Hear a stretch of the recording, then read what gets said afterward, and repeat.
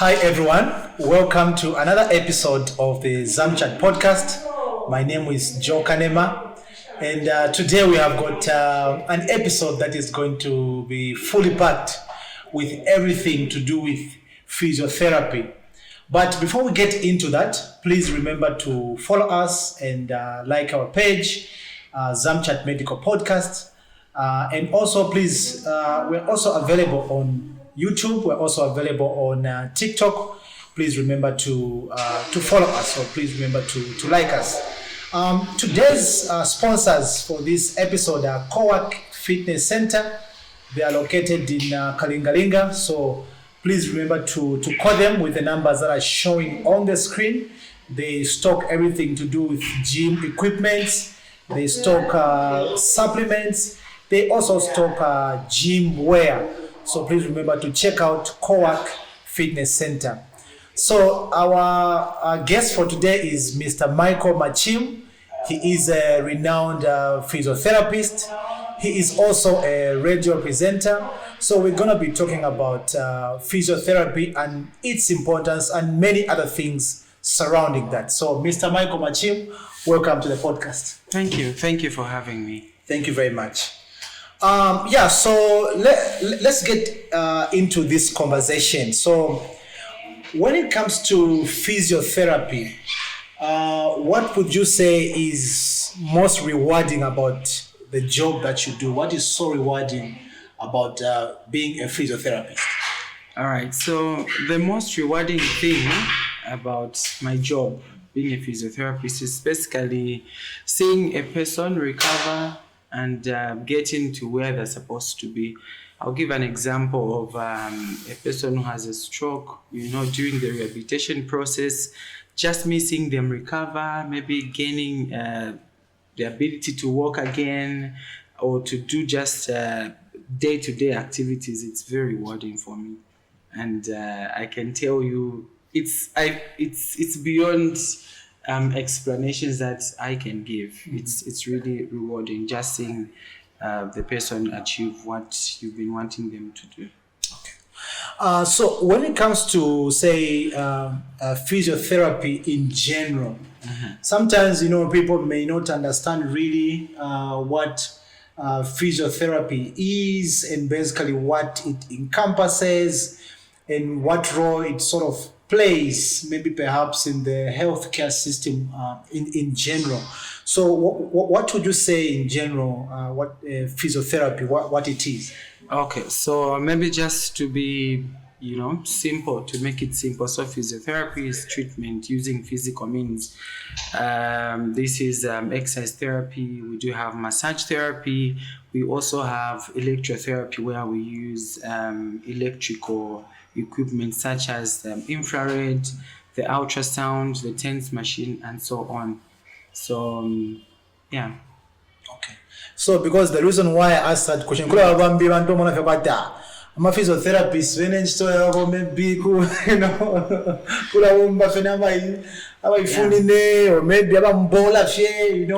and that's the only thing that they know. But I know that there's obviously more to that, and it's also very important that we can be able to shed more light on what physiotherapists do and what physiotherapy is all about. So when it comes to physiotherapy, what are some of the misconceptions or the myths that are there that you can debunk? Okay, maybe before I go to the myths, let me just shed a bit of light on what you are just from saying. So physiotherapy is not only for the people that have had their bones broken or something. Physiotherapy has a lot. There's education in it where you find people that are lecturing. There's sports physiotherapy. There are quite a number of things. You find physiotherapists in the labor wards, at least in the yes, in theaters, we are there. You see, so physiotherapy has to do with a lot of things, not only the people that have hurt themselves and them, maybe they break the bone and the like. Then the misconceptions that I have gotten to hear over time, people feel like physiotherapy is only for athletes and just for if you ask a lot of people what they know about physio, yes, the best description they will give you. That's what a lot of people know. But physiotherapy is beyond applying POP. Physiotherapy is broad, and it's really helpful to quite a lot of people. Yeah. So now we're coming to the misconceptions now. Some of the misconceptions that are there that you would like to debunk, if there are any. So the main, I think there are just two that I can mention now. The first one that I mentioned, people feel like physiotherapy is only for athletes. But I'm a bowler, but physiotherapy is for everyone. Physiotherapy covers a lot. That's why I say there's sports physio. There are people that are specifically in sports that are specialized. We have people that are specialized in pediatrics, just dealing with children. We have people that are specialized in orthopedic and all that. So there are quite a lot. So the first one is them thinking physiotherapy is just for athletes. No, it's not only for athletes, but there's just a component of physiotherapy that attends to athletes as well. Then some people feel like physiotherapy is the last resort. Unfortunately, physiotherapy is not the last resort. So when you come to our department, the physiotherapy department, or maybe let me just say for us physios, so we are able to assess, we are able to diagnose and also treat. So we don't just attend to a person as the last resort. So we do assess, we do diagnose and treat. That's the goodness about physiotherapy. So if a doctor or you as a pharmacist, you send a patient to me for any help or assistance, I will not only just get what you're saying to say, oh, this patient has been diagnosed with maybe a stroke, and just right there and then I need to start doing the treatment. No, I need to assess the patient, I need to diagnose, and then I'll give the treatment. That's how physiotherapy is. So it's not the last resort as many people think. And for some people, some people it's genuine, like they do not understand what physiotherapy is. They feel like it's just a place where they'll put feet to and all that. Yeah. That's why I think a podcast like this one is very, very important, so Absolutely. that we can be able to shed light on some of these things so that people can be able to understand. Absolutely. So when it comes to exercising, for instance, either footballers, the people that are involved in sports, or even those that are just trying to exercise, either going to the gym or stuff like that, how can they prevent injuries, for instance? Okay, great. So remember from the inception, I think I mentioned about sports physio. So in sports physio, we were trained. I remember the time I was in school. We were taken to OYDC just to have a feel, to see what these people in sports do and what they're supposed to do to prevent injuries and all that. So basically, for any person involved in sports, it comes to you have to warm up first. That is the first thing to do. That's why they warm up, those guys who play football. Yes. Okay. So if you don't, it's just a show off. Not really.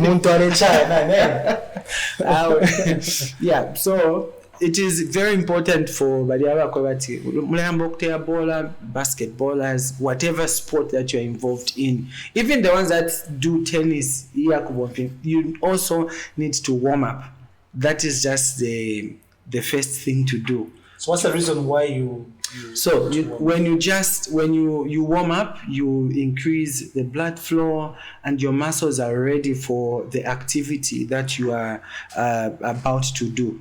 You can't just start suddenly and you cause injury. So at least your muscles need to warm up, at least you allow blood circulation and all that. And also it's important for you to exercise also to promote flexibility as well. As you are doing the sport, you feel flexible. So without warming up, your muscles are prone to getting injured. So prevention of injuries from the start, you need to warm up. Then after the exercise or after the football match or anything that you are doing, there's what we call the cool downs. You need to cool down. So I remember our lecturer used to tell us back then in school that even when you are running in the 100 meters or the same marathons that we see, you are running, you don't just stop. We've seen people collapse just by stopping suddenly. So if you are running, you don't just stop like that. You go bit by bit. Even after you've reached the targeted point, at least don't stop just right there. Run a bit, then you slow down a bit. And there are also some cool downs for exercises. If you're doing soccer, you don't just stop there, you just do a bit just to cool down. And also flexibility, you also exercise that. It helps in injury prevention. Okay. Yeah.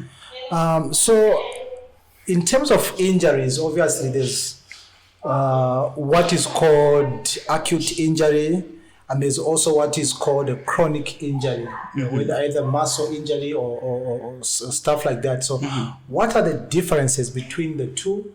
And normally, how can someone go about in terms of the treatment process? Okay. So just from the terms, the acute, it's something that just happens now. Then the chronic is something that develops over time. I'll give an example of which one would be the best example? Someone injures the shoulder. Maybe you are playing soccer, then you fall on your shoulder. That is acute. That is just right and then. So the first point, or any injury that just happens right and then, the treatment that we do is icing it.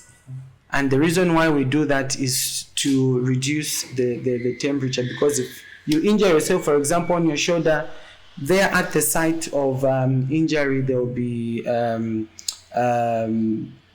temperature that will be rising just right there and then. There will be inflammation. Yes, inflammation. It's going to be heat and stuff like that. Yes. I remember that. So for us not to make it worse, you ice it so that you reduce the temperature.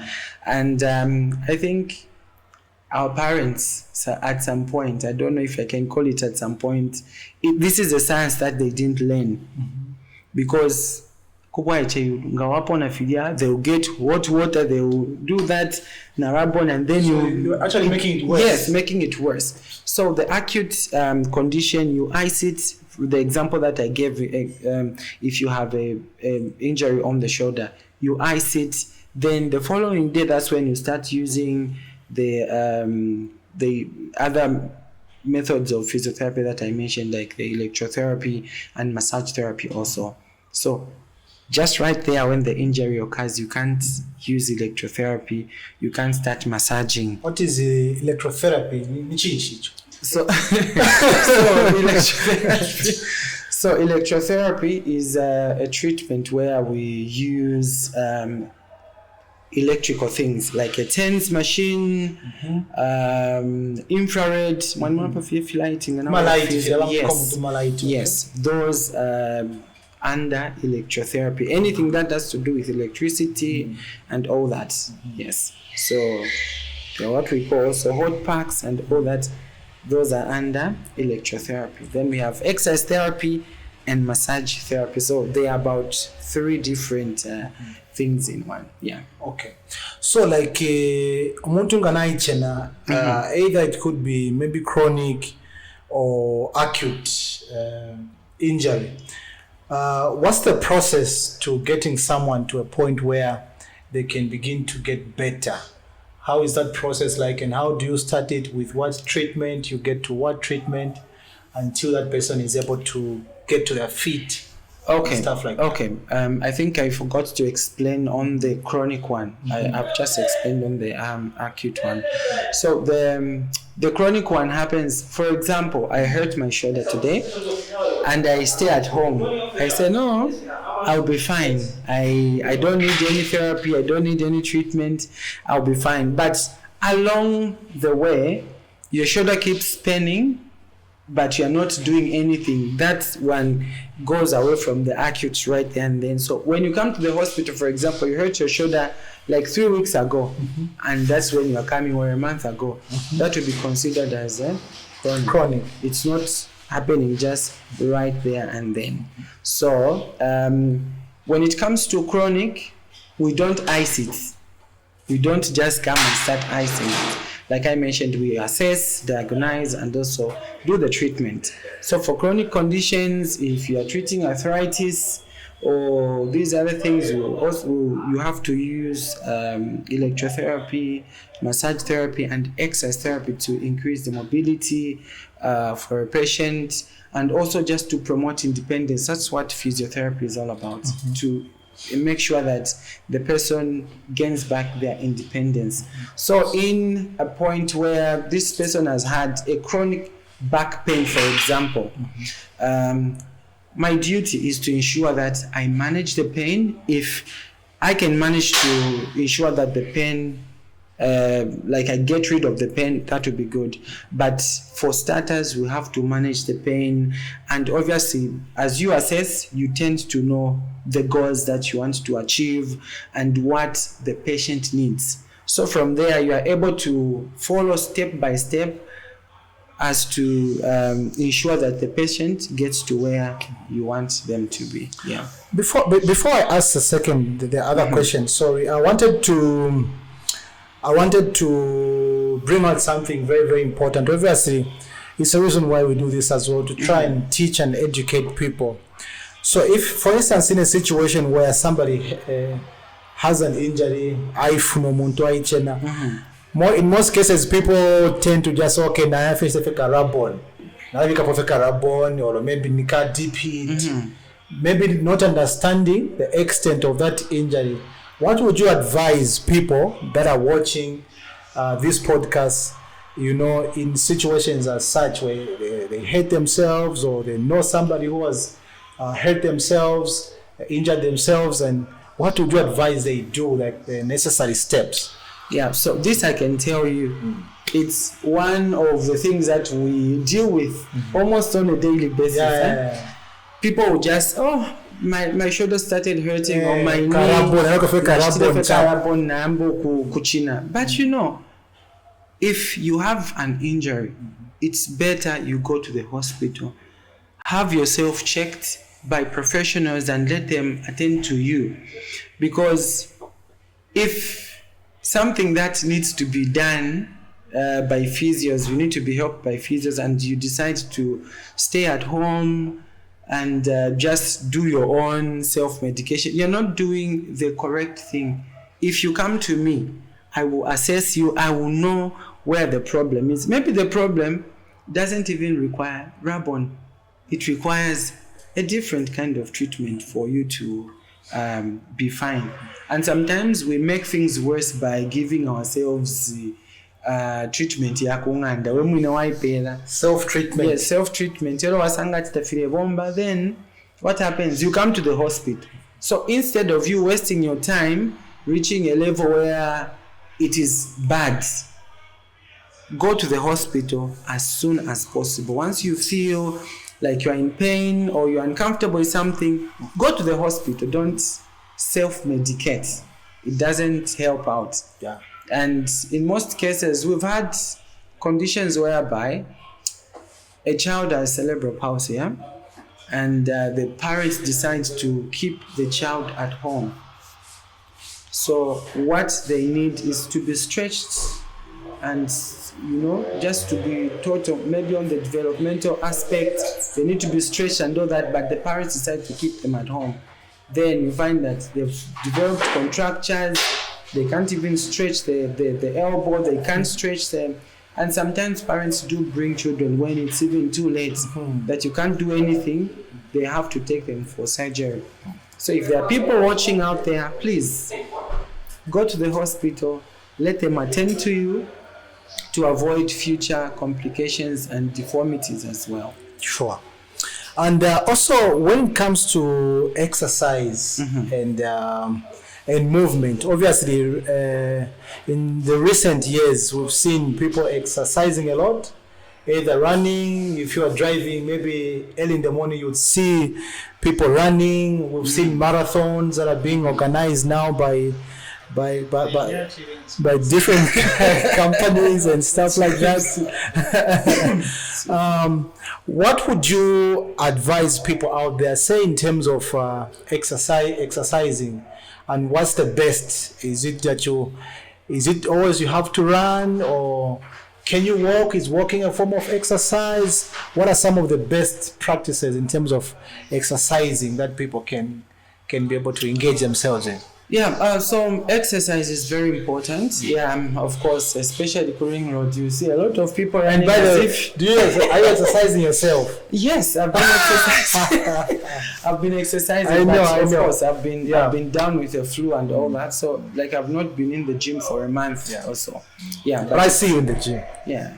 It's very important. Of course. Yeah. So, exercising depends on what you want to achieve. The end of the day, there are people that drive a lot, and anyway, before I go there, I remember some years ago, I never used to walk. I would just drive from this place to the next, even from a place where I can just walk. The time I realized that was becoming, I think, having a car sometimes is also a problem. We don't realize that we are doing more harm to ourselves than good. I used to, when you just walk just a few meters, you start from stairs. Yeah. So exercising is very important, and it goes with what you want to achieve at the end. So if you want to have those big muscles, that is the line that you need to exercise. And mind you, you need to have people that will guide you on how you are exercising. So if you want to maybe just improve on your cardiovascular system and all that on your cardio, walking is good. Walking is a very good exercise. Running is good also. It depends anyway. It depends on what you want to achieve at the end of the day.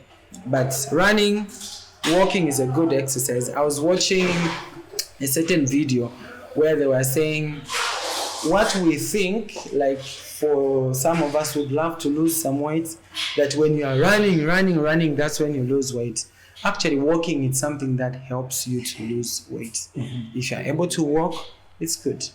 Yeah, no, I think it's very, very important that you've mentioned that, so that we know. Some people, like you said, it depends on what you want to achieve. So I think it's very, very important that people understand that there are different types of exercises depending on what you want to achieve. Yes, you can't do everything at it. You need to know what you want. If you want to lose weight, there are specific exercises for losing weight. If you want to build up, yes. If you want to strengthen your body, if you want to have flexibility, there are those stretching exercises and all that. So it's important to also understand what exercise you are going to do and why are you doing the exercise. It's not just a matter of to actually you can't pump by running, so you need to do the correct exercises. That's true. There are common pain conditions, either like lower back pain or maybe neck pain. Most of the time, maybe you're not sleeping properly. How do you treat some of these common, conditions, maybe such as lower back pain? What are some of the ways that you can treat some of these common neck pain and stuff like that? When we assess and understand that, okay, this person is really in pain, has a lower back pain, what also determines the kind of treatment is how long. Is it acute? Is it chronic? So for people that have had it for a long time, we do, like I mentioned, we'll have heat therapy for pain relief, and then we'll also have massage therapy and exercise therapy also to ensure that the back is okay. Sometimes people that will have back pain, you realize that they have weak back muscles. So it depends on also the other surrounding problems that are there. If the person needs also to do strengthening exercises, we do that. But first, we have to do with heat therapy. But then we don't just do heat therapy anyhow. We need to rule out some things. If a person has cancer or anything, we don't use those heat therapy, and that we are very mindful also just to take on precautions that will not worsen other conditions. So as you treat, we also get your medical history to understand what kind of person we are dealing with and what kind of treatment can be given to relieve them from pain. And it also depends on the cause of the back pain, the neck pain, and I did mention the cause and maybe what they do. You also get to put that into consideration. What they do, you ask, how do you lift things? We also, after the heat therapy, massage, exercise therapy, we also do posture correction and sensitization on ergonomics. On how you have to lift things, because people just lift things anyhow. You just bend and lift without taking care of your back. So we also have to sensitize our patients on all those, so that even when we do our treatment, they don't go home and do the wrong things that will bring back the same condition. So for the neck pain, you also ask, maybe it could be the sleeping pattern. And for people that usually work on computers most of the time, they tend to experience that. So to avoid back pain or neck pain, it's very important to also do in-between stretches. Stretch in between work, that really helps. Okay. What are some of the maybe ways that you can, that you can use, say, at home? Because sometimes that no, maybe don't follow kalipa mwana wandisa ule nyanda kwa papa.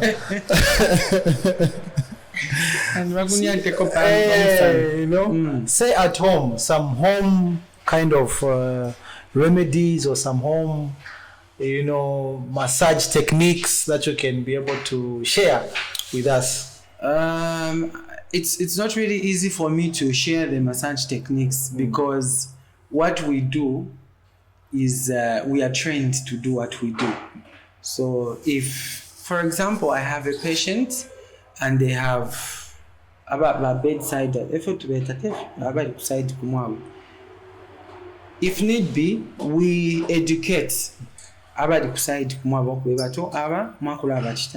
if ours is more on a practical part than the theory part, if we are hands-on engineers. So it's very difficult for me to prescribe the kind of massage techniques. But one thing that I can say is posture. Make sure that you have a very good posture. Yes. Very posture. Posture imikadire. You know the quicker so.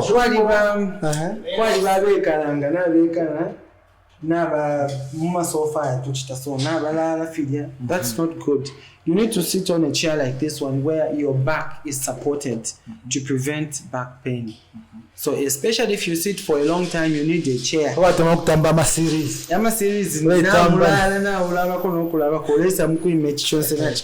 So you need to take care of your back. That's one thing. So on the posture aspect, we are big at that. We ensure that we educate our patients on how to lift things, on how to sit, and how to just work around the environment. That's why when we are assessing, we do also put into consideration what a person does, the occupation so that if there's some adjustment that they need to do, we advise from there. Interesting. What advice would you give to someone out there who's always hesitant to go and visit a physiotherapist or for any unknown fear or uncertainty? What advice would you give such a person out there? It's in as much as, like, from the first question, it is so fulfilling, so rewarding to see people get to where you want them to be. And then it is very disheartening to see people hesitating to get medical help. I don't know why people are scared of going to the hospital.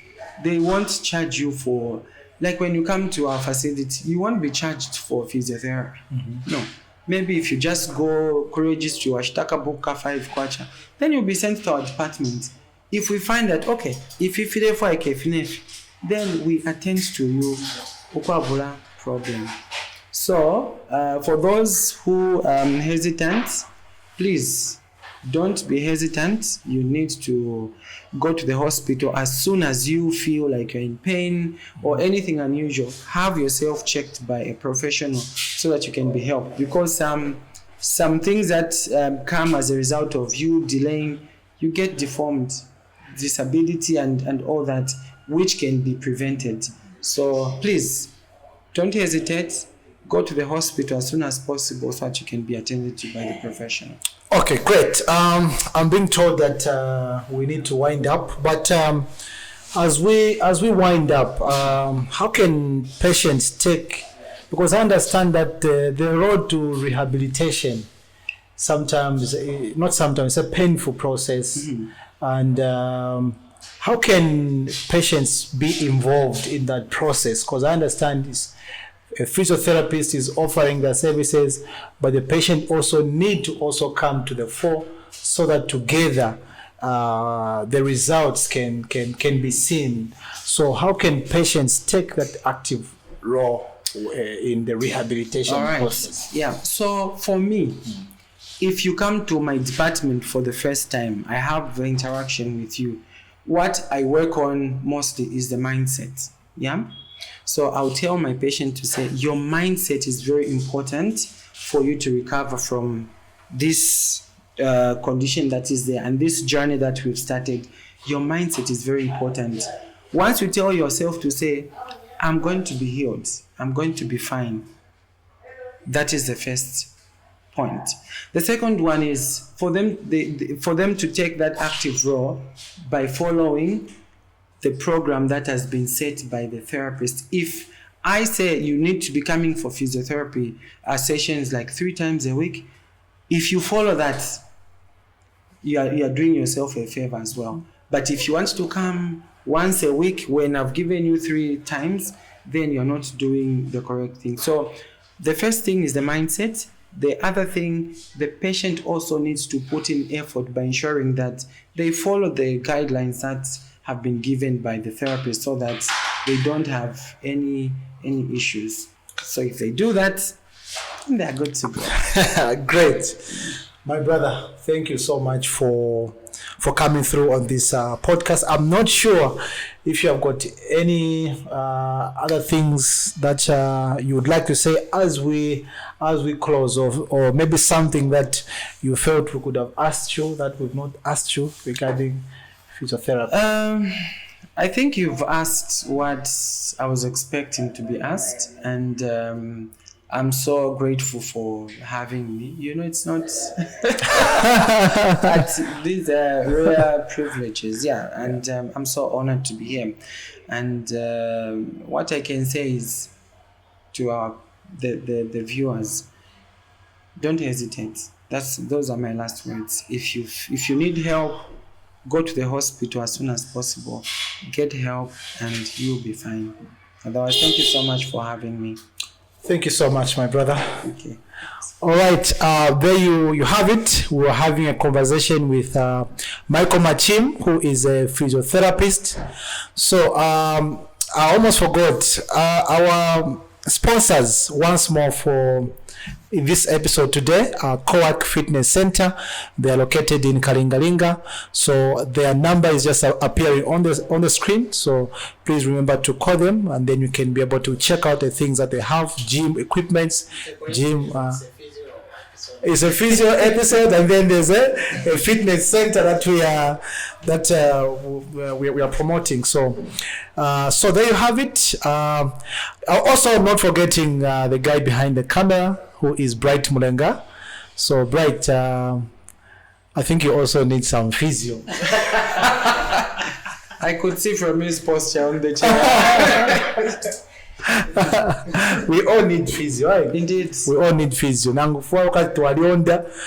we also need to remember what I told you. Physio is not for specific people. It's for everyone. Yes, that is true. So remember to keep fit, keep healthy. Until next time, bye.